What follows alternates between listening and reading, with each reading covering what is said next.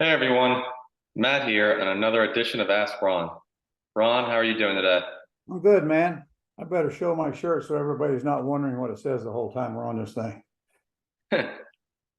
I can't read it. You can read it. There we go. I like it. I Read like it it. out loud. Read it out loud. There's no such thing as a grouchy old person. The truth is only that you get old, you stop being polite and start being honest. Ain't that the truth? There you go. Okay. Now we got that out of the way. I like that. I might have to get one of those. So we got some good questions today. Yes, we do. All right. We have quite a few of them today too, so let's go ahead and jump right into them. First Sure. we have is from Tony and Angie Stewart up in Ohio. Hey, Tony and Angie. They say, in our early days, any thoughts on how to handle sellers who ask for referrals? We also look forward to seeing you soon in Columbus, as that's where we're located. Good. Bring plenty of leads now. It's a live event. I'll get you some deals while we're there, and they can be pretty or ugly.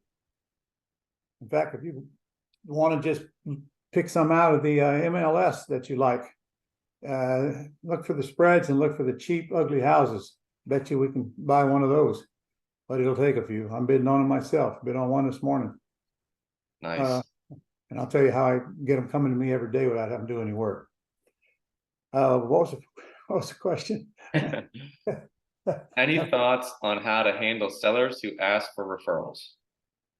Well, I doubt you're ever going to buy from that seller, but if you don't have any referrals, do you have a mentor? Don't remember. Of course, you could refer them to your mentor if you do. Other than that, why don't you just tell them, I'm brand new to buying and selling houses. Why don't you make sure that we do this right? That'll set them back. I don't think you're going to buy from that person anyway. I don't think I've ever had somebody that I bought a house from ask for referrals. Right. And I assume that it's a terms deal, or why would they need referrals? It's terms. Give me a check and I'll give you my house. It's easy, simple.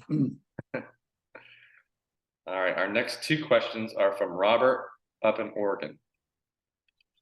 Robert says, do you ever plan to travel to other cities to give lectures for your real estate classes and services? The West Coast could use you to come here for seminars and selling of your service. Well, you're right. I haven't been there in quite a while. In fact, I haven't been out west. I don't think I've been there since Vegas, right? Huh? Was it Vegas? Well, when did I go to Vegas? I can't remember. 2 years ago, 3 years ago? Yeah, 2 years ago.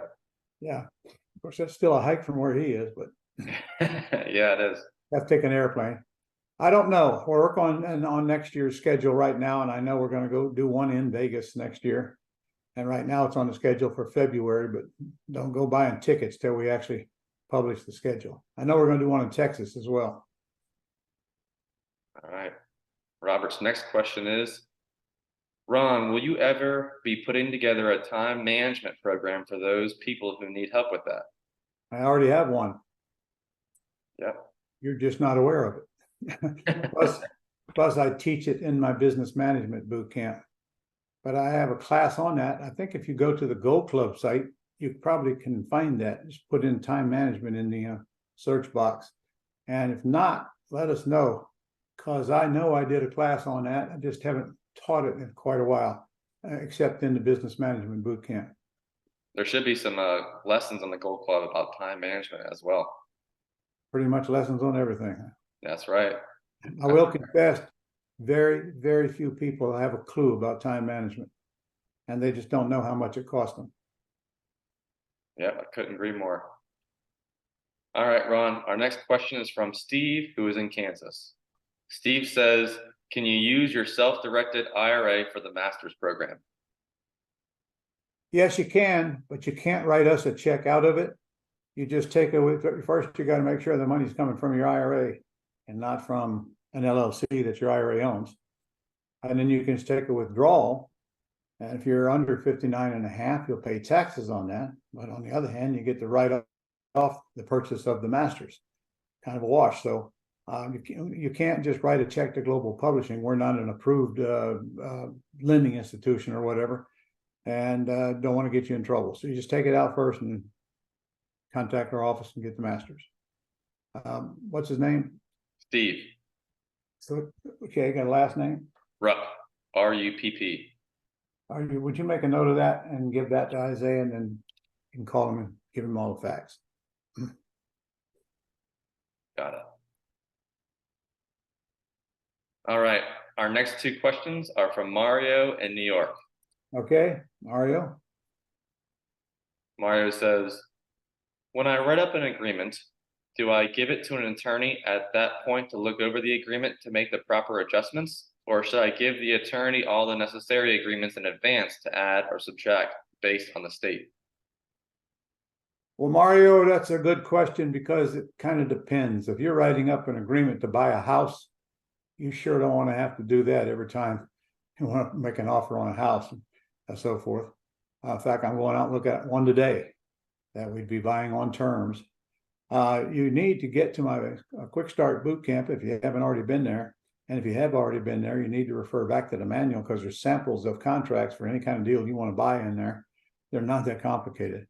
And I don't know if you got a mentor or not, but if you got a mentor, we want you to send them to your mentor to fix before you send them to the seller. But having an attorney write the contract every time I want to make an offer, not me. I mean, unless it's a commercial deal, and frankly, I've even got great contracts for that. You got to do it yourself and get used to it. You'll find it ain't that hard. Sit down and read the thing, and all you got to do is go down and fill in the appropriate blanks, for crying out loud. Now, if it's a terms offer, that one is more difficult. But yeah, I don't know if you've been to my boot camp or not, Mario. Maybe you ought to get there. It's in Columbus next month. Huh? What's the dates on that?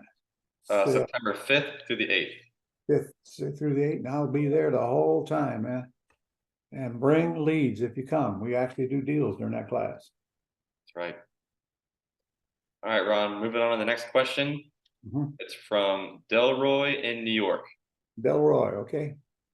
Delroy says, if I'm not using a VA since I'm just starting out, should I and can I do the property information sheet and the $1 million script in the same call with the seller? Yeah, if you fill out the PI sheet, you have no choice. You just keep on going right on through the script. And if you want to do that yourself, okay, but I'll see you in a couple of weeks. when you decide I don't want to keep doing this. This is time consuming. Okay, well, start wherever you want to start, but there's going to become a time when if you're going to keep moving forward, you're going to have to get help and take all that stuff off of you. But the good news about doing the way you want to do it is you don't have to chase the seller back down after you get the PI sheet. That's right.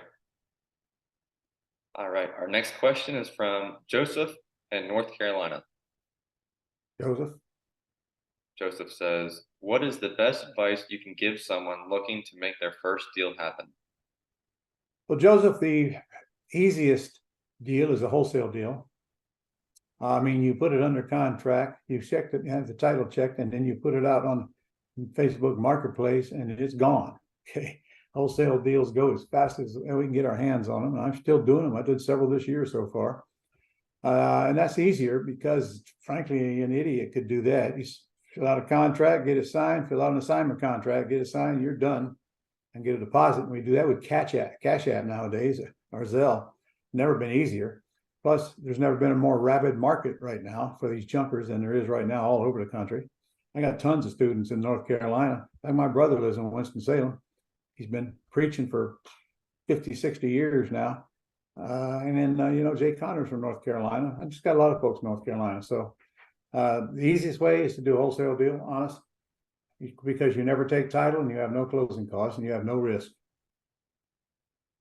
Perfect. There you go, Joseph. We do have to learn how to find the junkers, though. I'll tell you that much. But nowadays, I don't know where you're at. Where did he say he was in North Carolina, or did he? He didn't, just up in North Carolina. All right. Well, obviously, the larger city you live in, the more competition you're going to have. But if you live in one of the smaller cities, I'll tell you, that's the easiest place to get the deals. But you got to get a little bit of training on what to do to find the deals. And what I'm referring to is nothing else. You can go make offers out of the MLS book, but it's going to be there ain't no book anymore, but out of the MLS listings. it's going to be a search, to find the ones that are far, that the value here up here after repaired and the asking price is down here, because most of them are asking too much. But that's how I started, by the way. Back in 1982, that's all I knew how to do. But we're in a different time right now. When I started, the prime rate was 16.8%, and the market was already in chaos. A little different today, but you really need to get to my boot camp, my Quick Start Real Estate School. That's where people learn how to do this. Many of them go on to be multimillionaires, and that's Columbus next month. Great timing for you. Halfway down the country, ain't even halfway. It's on the other side of the country, and I'm telling you right now, it's the last boot camp that I'm going to do this year, where I leave town to do it. So we got another one in October. We got another one in November. They're both in Jacksonville in our office building. So this is your last chance to get the one closest to you. Number is 800-567-6128. Is that right? Yep, that's right. You got it. All right, Ron. Our next question is from Fernando in Connecticut. Fernando says, I have a seller financing deal. The owner has a tenant that did not pay for 6 months and is moving in 3 months. The 4-bedroom, 2-bath Capes ARV is $200,000 and needs $30,000 repairs. The owner will sell for $170,000 with $10,000 now and $50,000 on a 5-year note and take over. Wait a minute. The ARV is 200, Mm-hmm. and he wants 170 for it, and it needs 30 in work. Mm-hmm. Okay, this conversation is over. I don't care how the seller wants to finance it. Come on, man, you're paying retail price for the house. Why would you do that? Just go buy one that don't need repairs for that part. And if you're doing it just because the seller will give you terms, well, you might be able to flip it to some stupid investor. But honestly, if you do, there isn't much money in it, no matter what the terms are. That's if you intend to flip it. Now, if you don't intend to flip it, first of all, I'm going to get them off of the purchase price. But if there are really sweet terms, then I might just go ahead and buy it and put a work for equity tenant buyer in there as is. But, you better have a little cash available, because you might have to fix something in the house in order to make it feasible for somebody else to move in, such as if the central heat and air is out, you're probably going to have to replace it. Or if the roof is rotten, something like that. So take that into consideration. And frankly, if you do that, that's because you want to make it a long-term keeper. But I know you can probably get some discount on that price. Just tell the guy, man, if you listed it, you'd pay $12,000. Cut me some slack here. I got to have some way to make money, or why do I want to do this? You can get that price down. And I assume you're buying it with nothing down. And if you're not, I don't even want to hear anymore. Nothing down or hit the highway, man. All right, there you go, Fernando. All right, we're coming up to our last 3 questions, Ron. The next one is from Holly, who's also in Oregon.